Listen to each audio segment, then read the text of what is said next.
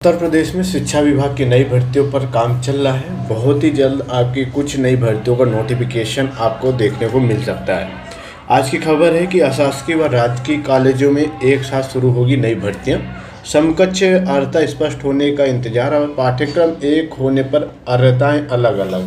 मतलब कि कुछ भर्तियों में ऐसा सीन हो रखा है कि जो पाठ्यक्रम है वो तो एक है, लेकिन जो अर्हता है यानी जो क्वालिफिकेशन है वो थोड़ी अलग अलग रखी गई है।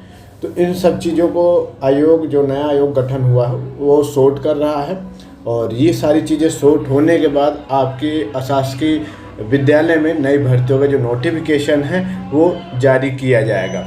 यहाँ पे खबर कुछ ऐसे है कि प्रदेश में सहायता प्राप्त अशासकीय माध्यमिक विद्यालयों में, राजकीय महाविद्यालयों में पाठ्यक्रम तो एक है, लेकिन सहायक अध्यापक के लिए पद पर भर्ती के लिए जो अर्हता है वो अलग अलग है।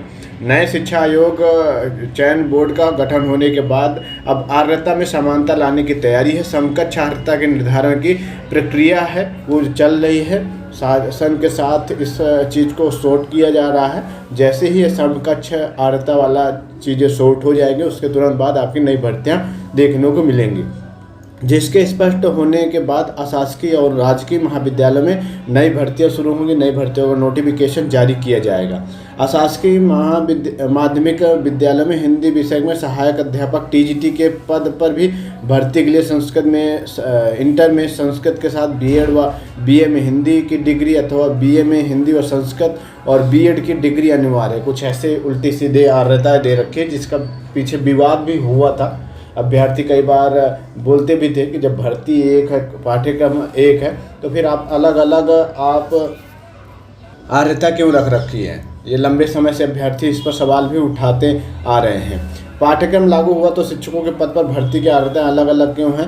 अर्हता के विवाद के कारण अक्सर जो मामले हैं वो कोर्ट में चले जाते थे और वहाँ पर फिर काफ़ी लंबे समय तक भर्ती फंस जाती थी। इस समस्या के समाधान के लिए अब शासन स्तर से समकक्ष अर्हता का निर्धारण किया जाना है। उत्तर प्रदेश लोक सेवा आयोग को काफ़ी पहले राजकीय विद्यालयों में सहायक अध्यापक के 6000 पदों पर भर्ती के लिए रिक्त पदों का अधियाचन मिल चुका है। मतलब कि 6000 के आसपास आपके सहायक अध्यापक का जो भर्ती का अधियाचन है वो मिल चुका है, लेकिन अभी तक ये जो अर्हता है वो क्लियर ना होने की वजह से भर्ती का नोटिफिकेशन नहीं जारी हुआ है। इसके बाद आपका शासन स्तर में समकक्ष अर्हता का निर्धारण होने के बाद आयोग की ओर से भर्ती के लिए विज्ञापन जारी किया जाएगा। इससे पूर्व 2018 में इस भर्ती का विज्ञापन आया था। अभ्यर्थियों को 6 साल से नई भर्ती का इंतजार है, तो 6 साल बाद भर्ती आएगा और उम्मीद है कि इलेक्शन ख़त्म होती ही ये सारी चीज़ें या जो सारे विवाद हैं वो ख़त्म करके नई चीज़ें लागू करके नया नोटिफिकेशन जारी किया जाएगा। 6000 रिक्त पदों का जो अधियाचन है वो आयोग को काफ़ी टाइम पहले मिला था और अभी और इसमें पद खाली हो गए हैं, तो अब ये लगभग पद हो गए हैं आपके 10,000। तो 10,000 के आसपास आपके राजकीय विद्यालयों में भर्तियां होंगी या भर्तियों का नोटिफिकेशन जारी किया जाएगा।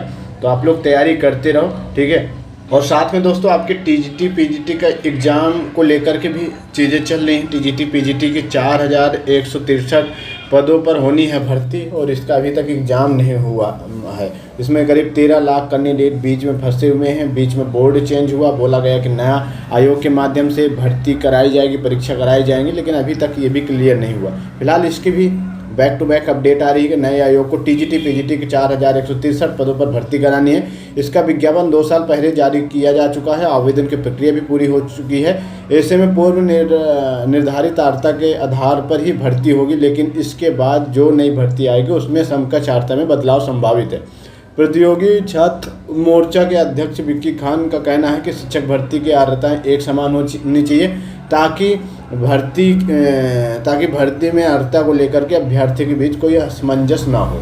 तो फिलहाल ये जो टीजीटी पीजीटी के 4163 पदों पर भर्ती का नोटिफिकेशन जारी किया गया था, ये तो भर्ती आपकी पुरानी अर्हता के आधार पर ही होगी, लेकिन जो आपकी आने वाले टाइम पे नई भर्तियां हैं टीजीटी पीजीटी की या कोई अन्य भर्तियां हैं, उन पर अर्हता एक जैसे देखने को मिलेगी। फिलहाल अभी इस पर कुछ क्लियर नहीं है कि कब इसका एग्ज़ाम कराया जाएगा, लेकिन अभी मान के चलो कि इलेक्शन के बाद इस पर फिर से काम शुरू होगा, तो हो सकता है 3-4 महीने के अंदर आपका इसका एग्ज़ाम हो जाएगा। तो आप लोग तैयारी करते रहो। बाकी अभी शिक्षा विभाग में तो काफ़ी पद खाली हैं। अगर थोड़ा सा चीज़ें शॉर्ट हुई तो आपको आने वाले टाइम पे काफ़ी नई भर्तियाँ देखने को मिल सकती हैं शिक्षा विभाग में। ठीक है। अगली अपडेट है जो कि इस समय ट्रेंडिंग में है कि कोविशील्ड जिन्होंने वैक्सीन लगवाई है अब उनकी जान खतरे में है, उनको अटैक आ रहा है, जोड़ों में दर्द हो रहा है, तरह तरह की समस्याएं हो रही हैं, ऐसा आप लोग लगातार सुन रहे होंगे। तो भैया थोड़ा सा हाँ इस चीज़ को लेकर के कंपनी का भी स्टेटमेंट आया है कि कोविशील्ड की वैक्सीन में कुछ थोड़ी बहुत खामियां थी जिसकी वजह से कोविशील्ड के 10 लाख में से 8 लोगों को ही जोखिम है। मतलब 8 लाख के मतलब कि 10 लाख लोगों में से सिर्फ 7 से 8 लोगों के जान को खतरा है, बाकी लगभग सब सेफ हैं। फिलहाल अभी देखो इस पर और क्या क्या चीज़ें सामने आती हैं। फिलहाल तो यार ये बताया जा रहा है कि जिन्होंने मतलब कि कोविशील्ड वैक्सीन लगवाई है उनको आने वाले टाइम पे कुछ समस्याएं हो सकती हैं, कुछ समस्याएं हो रही हैं और कुछ कह रहे हैं कि होने वाली है। फिलहाल चलिए आप लोग परेशान मत होइए, जो भी होगा इसका भी सॉल्यूशन कुछ ना कुछ निकाले जाएगा। फिलहाल आप लोगों को इस पर जो भी रहा आप लोग कमेंट बॉक्स में बताओ, बाकी इस वीडियो को शेयर जरूर करो ताकि ज़्यादा से ज़्यादा लोगों तक पहुँचे, और बाकी अपडेट के लिए आप लोग चैनल को भी जरूर से जरूर सब्सक्राइब कर लो। धन्यवाद।